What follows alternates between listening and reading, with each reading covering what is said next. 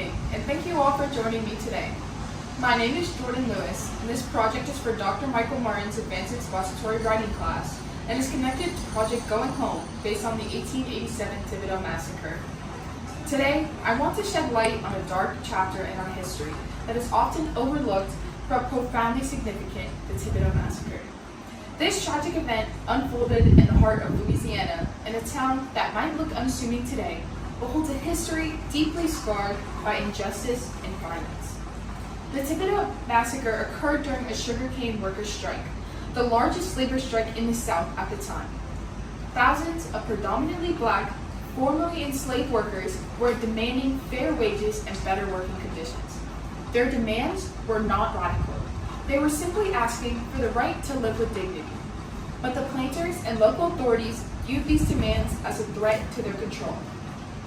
An article from the Columbus Daily, 2 days before the attack, claims that Negro strikers were firing shots against peaceful workers, brandishing them as dangerous.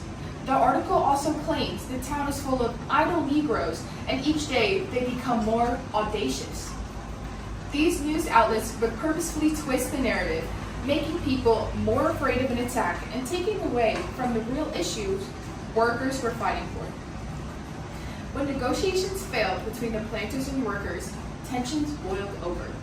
On November 23, 1887, vigilantes and state militia violently suppressed the strike in Thibodaux.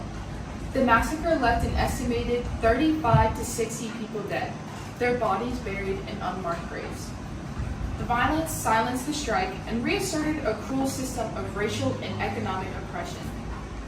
So why should we remember the Thibodaux Massacre?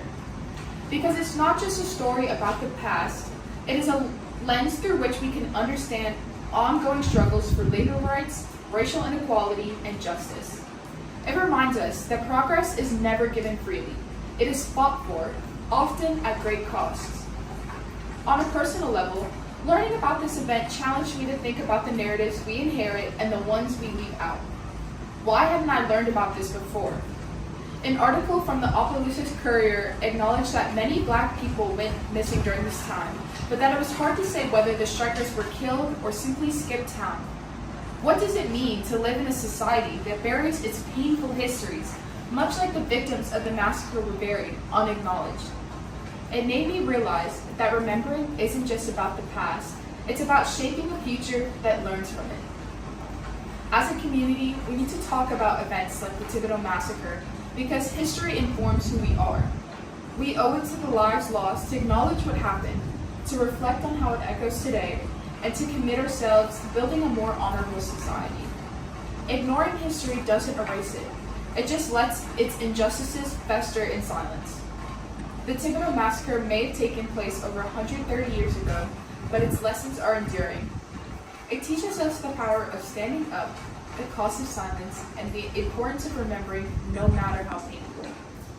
Thank you for listening, and I hope you'll join me in keeping this history alive, not as a relic of the past, but as a call to action for the